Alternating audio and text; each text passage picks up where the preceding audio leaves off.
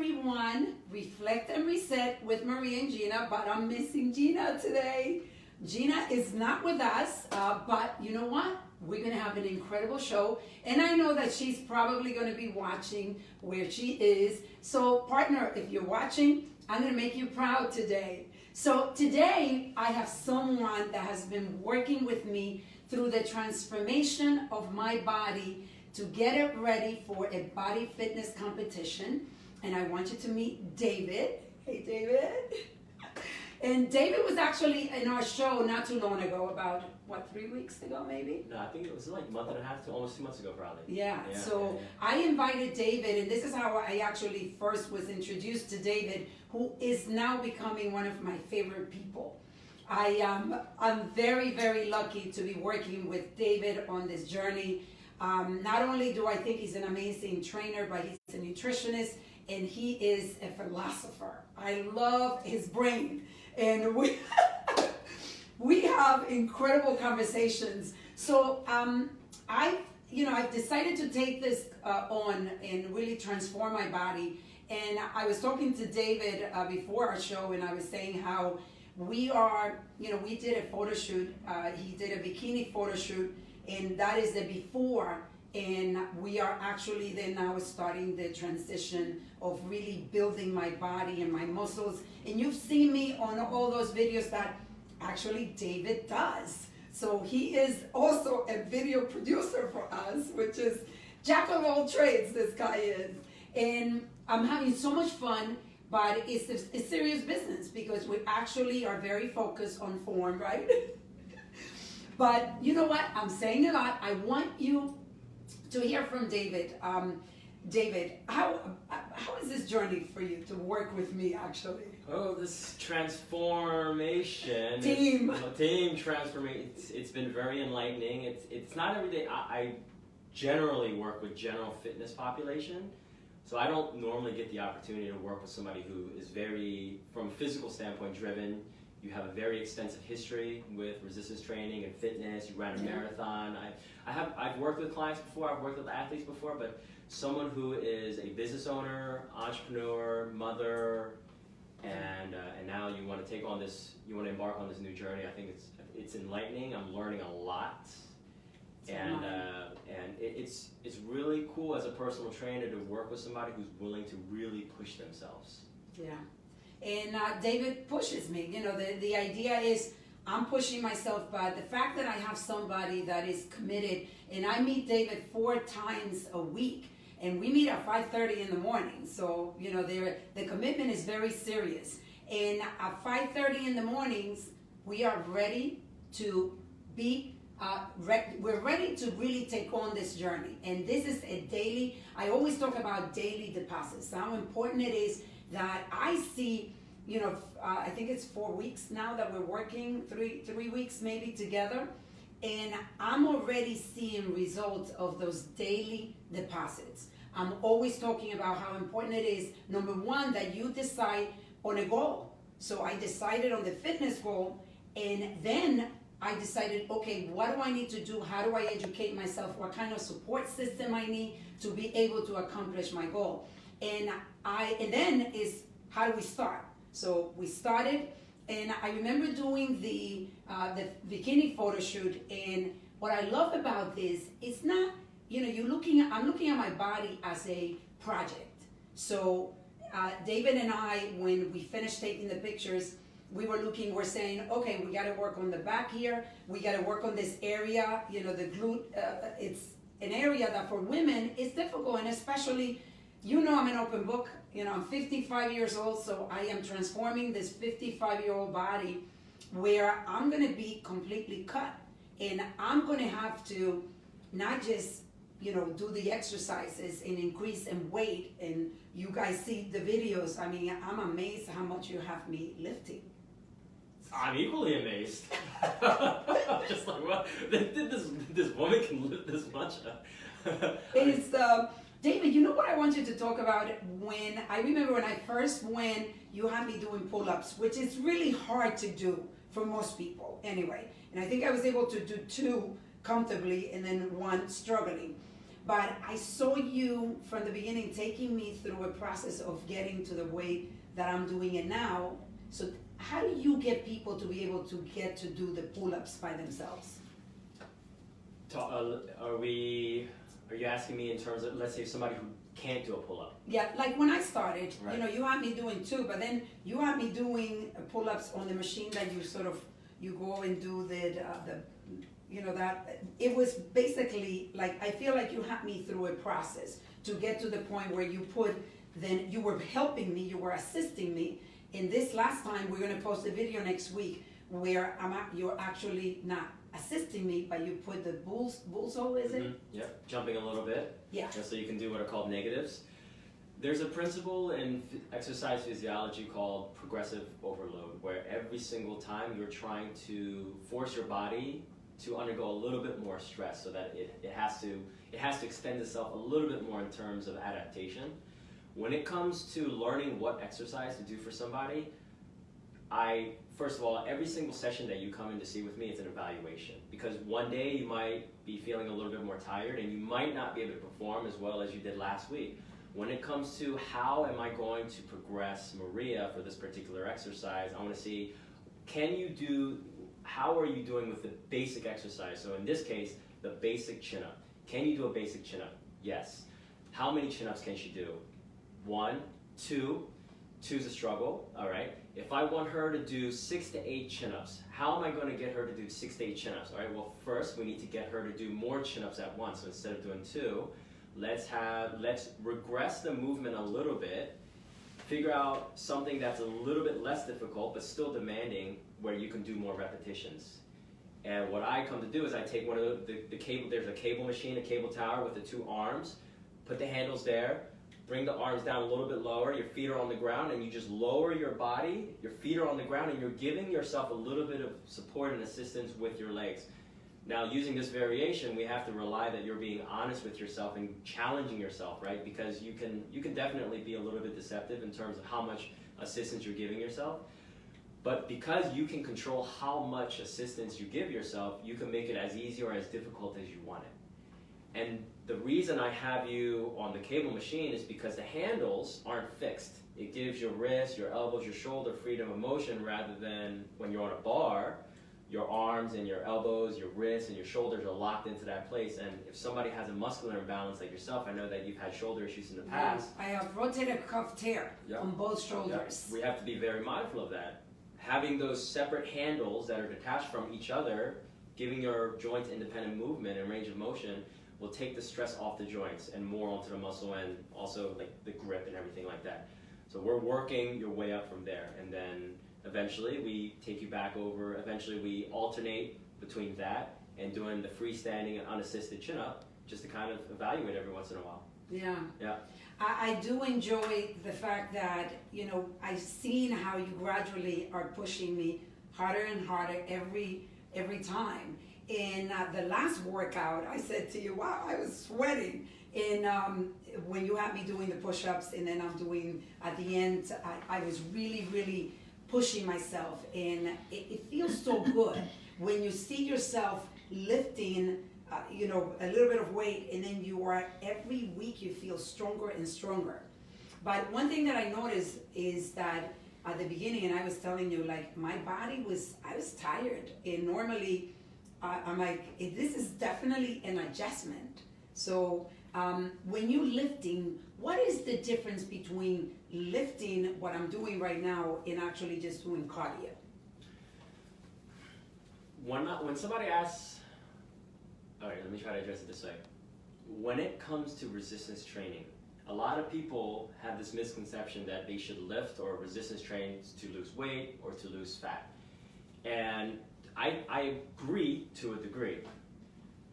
I would say the first response to that is resistance training should be, the primary functions for resistance training, getting stronger and building muscle. Those are the 2 main reasons that anyone should resistance train. Because you want to use resistance training as a way to place physical stress and stimulus on your body that you can't get from anywhere else. So running and resistance training are very different. Whereas running, the goal with running is to improve your cardiovascular endurance and your fitness.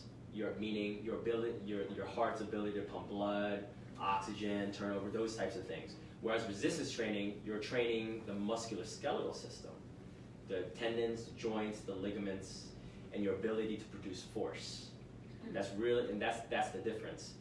Over time, because since a lot of people are interested in losing fat and losing weight, number one, if you build muscle and you weigh the same, your body fat percentage goes down, and you shape up and you look leaner despite being the same amount of weight. That's called improving your body composition. Okay. Right? So now remember, 1 pound of muscle is still 1 pound is 1 pound. 1 pound of muscle is 1 pound of fat. They weigh the same, except muscle takes up far less space than fat does. And 1 pound of muscle is also more metabolically active than fat. So over time, if you have more muscle, you will burn more calories at rest. Now, research shows that the amount of calories that you burn at rest is almost negligible, though it doesn't really matter. But the point is, because you got to that point of building muscle, you've already established really good habits, and it's just kind of like a snowball effect. And creating those habits. So David and I are very philosophical. I consider myself somebody very deep. I always like to understand the brain and behavior, and so does he. So we were talking about how it's going and deciding to go to work out. It's a journey where you have to look at the behavior, the mindset of the individual, which is what I like about you, because you're looking at the mindset. You're looking at the resistance that this person would have. Then you're looking at the food intake. So it's like a whole combination. But talk a little bit about your philosophy about, taking care of your body and your mind. First of all, I'm on a journey just like you. I'm on this journey myself. I'm on a personal journey of transformation the same way that I help my clients go on a personal transformation. Every single time I interact with you, have a session with you or any of my other clients, I'm always learning. I'm always trying to improve myself as a coach, as a person, as a father, as a husband, as a friend. I think when it comes to fitness, the number one thing I try to approach it from is how somebody does one thing is generally how they'll do everything. Right? And I'm sure that we share this philosophy where, and that's why I say that it's not usual for somebody to just attack life head on. You're very ambitious, you're very driven. That's really, really difficult nowadays because there are so many distractions, there are so many different things that we can get wrapped up in, and it's easy to lose focus, especially on something that a lot of people take for granted, which is their health. Yeah. So I'm a big believer in that how you do one thing is how you do everything. Yeah. So we wanted to talk, and I want to make sure we spend a nice amount of time. One of the things that David is helping me is because, just so you know, that I became a pescatarian, which is somebody that eats fish and plant-based food. So I decided to do this, which a lot of people at the beginning, they were saying, how will you do that when you're trying to do bodybuilding and increasing your muscle tone and increasing your muscle? So David is going to talk to us, what do you do? Because it's not just going and being a pescatarian and then you lose some protein, and I'll let David go into that. But I watched the documentary that everybody's talking about, which is the Great Game Changer, which is a Netflix documentary. And I've asked so many people watching it because it really gives you a different perspective with the food. And I was thinking, because a lot of people talk about, well, you don't want to kill the animals and all of that, but the documentary takes it in a different direction, is how good is meat for your body. And so David has also put together a plan for me of the food that I should be eating. I'm going to be ordering food made already, but I like the fact that they do, you did the calories, the proteins that I need, and all of that. So my food is actually going to be already set up for what my body needs. So let's talk about, plant-based diet, fish, and meat. What is your opinion on this? Educate us. I don't know if I'm in a position to educate. I'll try my Yes, best though. you are. From just as a lead into this, I try to be as neutral as possible. I try to distance myself from a debate like this because I know it can get very polarizing. Yeah. There are people who are like game changers. Oh, everyone is different, and just because they show all these studies, it doesn't mean you necessarily have to give up meat. And then you have a lot of proponents saying, oh, this is definitely the nail in the coffin where people need to go vegetarian, people need to go vegan. And just as a personal aside, years ago I was a vegan for 6 months, and then I was a vegetarian for 2 years. And I did it for health reasons, thinking that if I was vegan, I would be healthier. Now, granted, I didn't test my blood the same way that the people in the documentary tested the blood and showed that the opaqueness of the blood were different, the opacity. But what I found back then, this was, what am I, 33 right now, and I was a vegan when I was about, when I was 20. Oh, baby, 33, the big 33, I'm double Holy Trinity, baby. That doesn't even make any sense. I was a vegan and vegetarian when I was 21 years old, so that was more than 10 years ago. And I can tell you right now, and I follow the vegan industry a little bit, and I still do my reading and still do my research. It's changed a lot. In 10 years, so many different restaurants are available for vegans, pure, like exclusive vegan restaurants. The research food science and food research has come a long way, so there are a lot of different supplements and protein powders out there that didn't exist back then. Back then, the only vegan protein powder you could get was soy protein, pretty much soy protein. Now you have pumpkin, you have rice, you have peas, you can still get the soy. Things that taste good. Things that taste good, things that mix well. I remember back then hemp powder was just coming out, and the way they did the hemp powder, there weren't that many companies doing the hemp powder. So back then, logistically, it was much more difficult. And I think that was a big reason why I stopped doing it. And another reason I stopped doing it was because I was pretty active back then. I was still in the military, I was working out every day, and I just felt my body breaking down. And I'm not going to discredit the vegan diet as to why I felt this way. I think it was just a lack of planning. One thing we were talking about and you mentioned, which is true, is very expensive to be a vegan.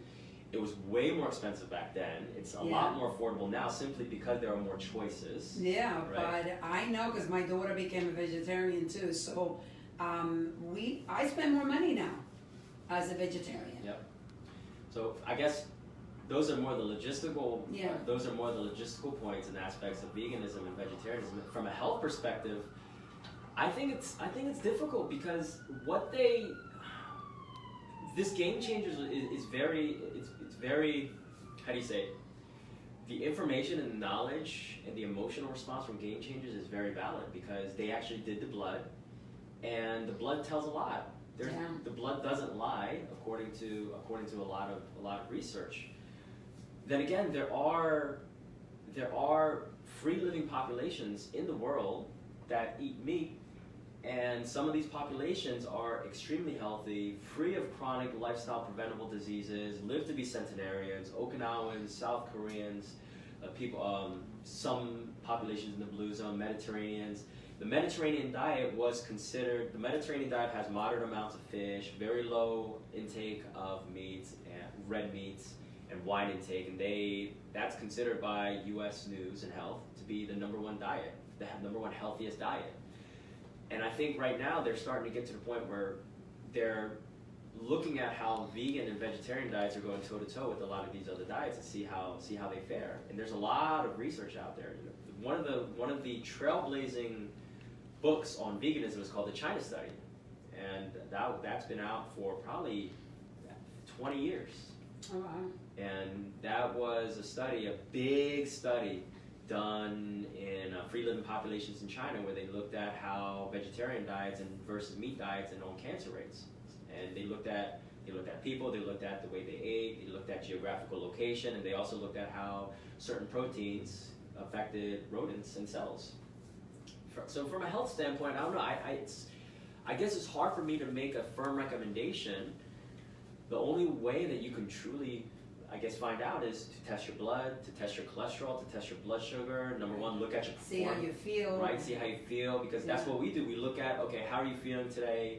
How did you sleep? We always try to look at markers that can be influenced by nutrition, right? Because especially if you have food sensitivities or food allergies, you want to look at those.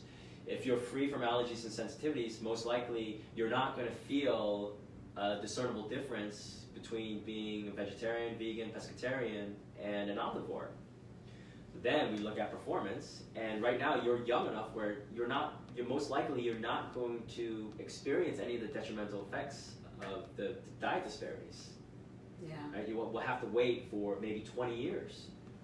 So let me ask you, with the meat, I know that they were talking about how the meat industry works in the United States. So I know that, I was talking to Paula, the lady that is like a second mom to me in the Dominican Republic, and when I go there, they're used to making me oxtail, chicken, and all this, pork chops and all of those things. And she was like, "Oh my God, what are we going to cook for you when you come here? But maybe you can eat, because the meat here is better, because they say it's more organic."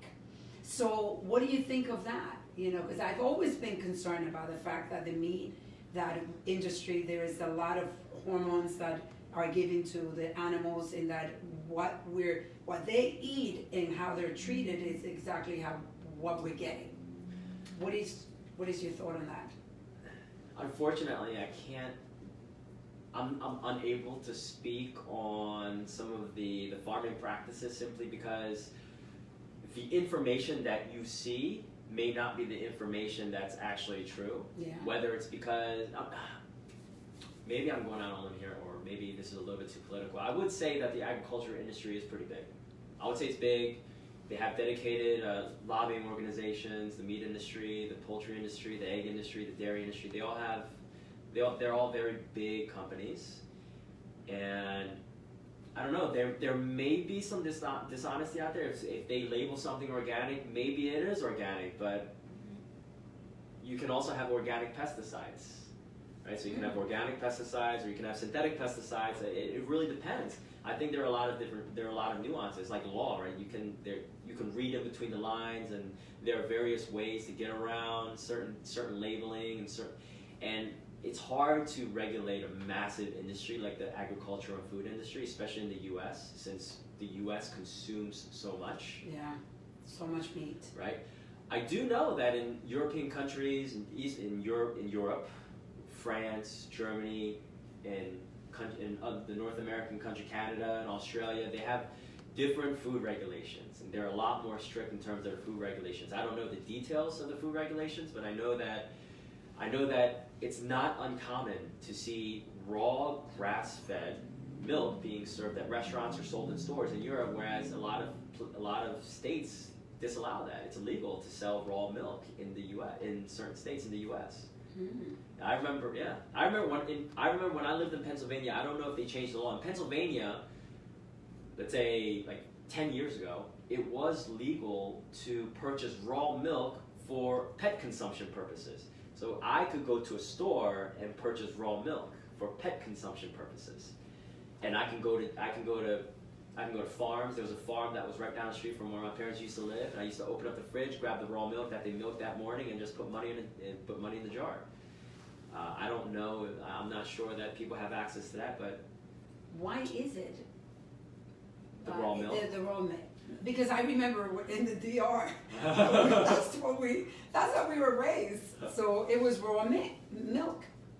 I mean, I guess if you try to visualize and imagine it, you just imagine a farmer, somebody squeezing the udders, the milk coming out, it maybe go into like a plastic or a metal vat, and then it goes into a storing tank, and it might be at room temperature. They'll try to cool it down because it comes out at room temperature. There are just a lot of opportunities for pathogens to access the milk. The milk is rich in sugar, it's rich in nutrients, and it's warm, it's moist. There's just a lot of opportunities, and then it's also the living conditions of the cows, right? And I mean, the U.S. consumes a metric ton of dairy, right? We eat so much meat, we eat so much dairy, and when the consumption level of certain things go up, quality control tends to go down. And I think pasteurization was one of those things that came about in the early 20th century, in the 19th century, in order to protect, because they didn't have the same type of refrigeration that we do now, like the storage methods. So the milk people would come and the milk would sit on somebody's doorstep. It might be in the summer, it might be in the fall or the winter, milkman, right? The yeah. milkman, they would drop the milk off and they would just sit there until you picked up the milk. And you can only imagine what spoiled milk would taste like in the summer. Yeah. And I think pasteurization came about as a way to kill off the pathogens, especially from cows that are sick. Cows that are subjected to, sense. yes. This is all knowledge, I mean, that I actually didn't know. Now I'm not saying that somebody should go seek out organic, pesticide-free, grass-fed milk, raw milk, but I am saying that there are different. You are what you eat. The quality of the food is in direct relations to the quality of the life that the animal has. So let me ask you, if somebody is watching us and they said, I want to try to be a vegetarian, Mm-hmm. what are the things that they might be lacking from not eating meat? What should they do? Meat has, the thing that meat has is this thing there are two types of iron. Meat has what's called heme iron, and then plants have non-heme iron, and things like red meat are extremely rich in iron.